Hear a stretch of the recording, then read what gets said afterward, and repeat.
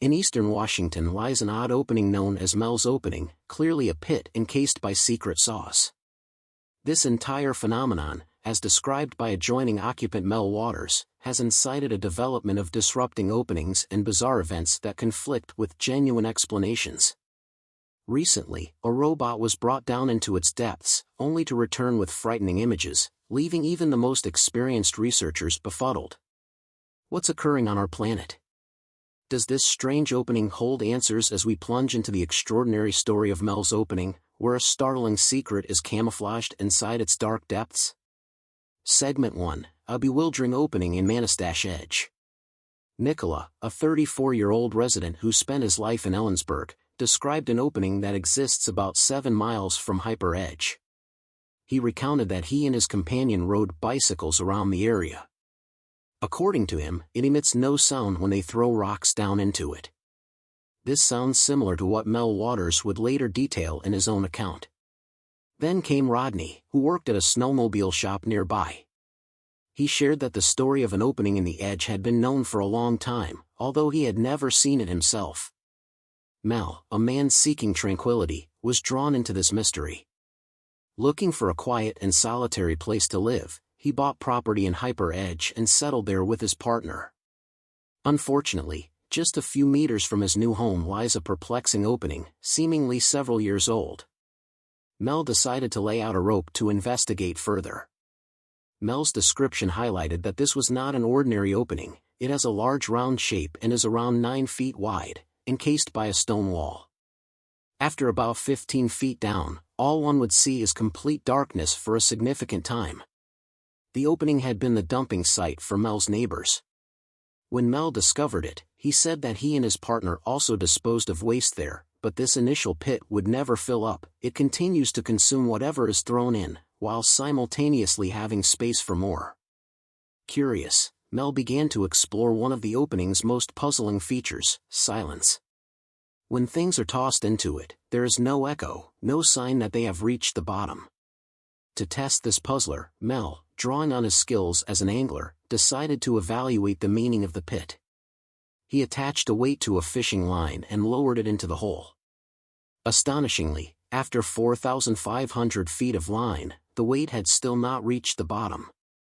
Undeterred, Mel was determined to know the true depth of the opening, so he reeled the line back up and attached everyday objects to it, hoping to determine if there was water inside. However, when he pulled them back up, they were dry. This experiment showed that there was no water in the opening. He continued adding more lines to the fishing line and let them down, eventually using around 10,000 feet of line, but still, there was no bottom to be found. He persisted until he had used around 880,000 feet of line, yet still, no bottom appeared. Unable to keep his discovery to himself, Mel decided to share the shocking opening in his backyard with the world. Could this be what drew the general public and authorities to the site, leading to the later use of robots to investigate? Segment 2, Art Bell Radio Program. Mel contemplated the best platform to share his revelation, eventually discovering Art Bell's radio program. Why did he choose this show over others? First, it's essential to know about Bell and his program. Bell was a notable broadcaster. Tragically, he has passed on, but he is best remembered for his nationwide AM radio program. This program became famous due to its exploration of shocking topics, dubious ideas, and paranormal events. Late-night programming on Coast to Coast AM started around 10 or 11 p.m. and continued into the early morning hours, concluding around 4 a.m. Bell's captivating storytelling and engaging style kept the audience spellbound with out-of-this-world revelations, making it the perfect venue for Mel Waters to share his findings. On February 21, 1997, Mel established a connection with Art Bell. He recounted in detail everything he had seen and heard. During the show, some listeners suggested using special light bars to see the depths of the opening, while others recommended radar to probe the ground. Mel had even more to say about the pit, close to the normal for its importance. Mel noted that animals seemed to steer clear of the opening. They preferred not to move close to it, as if something alarmed them about the site. He also observed that strange, distorted signals affected his radio whenever he approached the pit. there was an event when his radio started playing several songs that had been popular years ago. When he tried to change the station, he found that it had switched to a 1967 baseball game. The area surrounding the opening felt eerily quiet, almost like a cemetery. As Mel continued to share his experiences, he became a point of fascination for many listeners. Some urged him to conduct further experiments, suggesting various methods to uncover the secrets of the opening. The media began to take an interest, and reports about Mel's discoveries spread. Despite the attention, Mel remained focused on his findings. He conducted more tests, using different materials and methods to explore the pit. He tried throwing heavier objects and recorded their descent. Each time, the silence persisted, and he could never ascertain a definitive bottom. Intrigued by the prospect of what lay beneath, Mel invited local scientists and enthusiasts to join him in his explorations. Together, they formed a small community dedicated to uncovering the truth behind the enigmatic pit. The group met regularly to discuss their findings, share theories, and conduct joint experiments. As the mystery deepened, so did the intrigue surrounding Mel and his opening. Documentaries were produced, and Mel's story became a topic of discussion in various circles. Some dismissed it as a hoax, while others believed it to be a genuine phenomenon worthy of serious investigation. Despite the differing opinions, one thing was clear: Mel's opening had captured the imagination of many, becoming a symbol of the unexplained and the extraordinary. The journey of discovery continued, with Mel at the center, eager to share his experiences and findings with the world. Mixed clear of it, plants appeared to have no issue at all. Mel, moreover, said that he was not utilizing all possible means. The figuratively speaking one who saw the peculiar disposition of creatures toward the underlying, his neighbor expressed that there came canines that acted the same way as they investigated it. Another neighbor connected with a succinct story that added to the secrets, including the initial rite. Presently, hold tight. The man said he had a canine that he loved so much. Tragically, the canine passed on. Well, what happened later? Out of sadness and empathy toward the canine, he would have rather not buried it, rather, he chose to put the body into the opening. But following 2 or 3 days, the man said he saw a nearby canine running in the timberland area. What could this mean? The man said he had called the canine, but it hadn't responded. The canine possibly continued to run as if something was after it. Could we, then, say Mel's opening has an odd ability to restore the dead? How best do we sort out the strange behind the recovery of a dead canine in an opening? As this neighbor completed his story, one of his neighbors let him know that he saw a weak light radiating from the opening, as high as possible. He described it as frightening and peculiar. At any rate, he took responsibility for seeing the light himself. Swarm people on the show had something to back it up. They said that Manistache Ridge was renowned for a broad assortment of odd occurrences. They claimed that individuals had seen UFOs, some had vanished, and other strange events had occurred there. Some even envisioned that the opening was on a ley line, which they recognized as an immaterial energy across the Earth. So the opening was, in a way, connected to another perspective. They believed that somebody was taking care of the junk creatures that had been tossed into the opening. At any rate, this was obviously false. If somebody was genuinely down there, he would have gotten Mel's fishing line, and the dead canine would never have been restored. And if it were real, could he ever be a particularly engaged man? Could he any time have given life to the creature, tossed the stuff through into the opening, and destroyed it with Mel's fishing line? Well, we can hardly appreciate one of the group members who decided to enter the opening. At any rate, Mel and others dismissed the idea. A robot was tossed into the opening, yet something unusual was seen. Might this remain? Stay with me, more will appear moving right along. Section 3, Government Interference.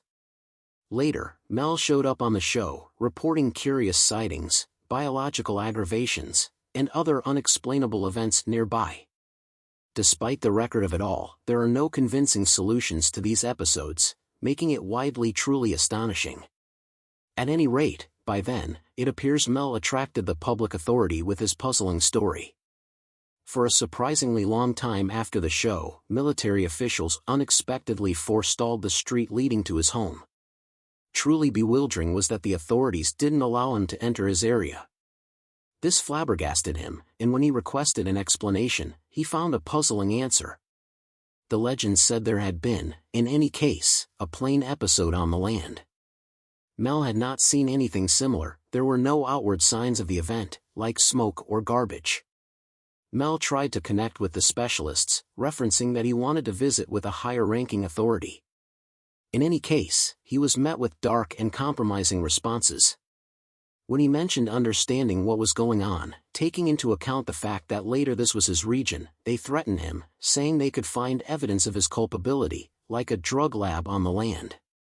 Mel tried to search for explanation and reason with the authorities. At any rate, the situation remained subtle.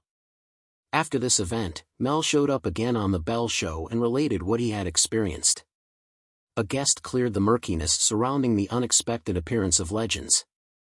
The guest said Mel's property was close to the Yakum Educational Center and Association office, which might have triggered the strategic appearance.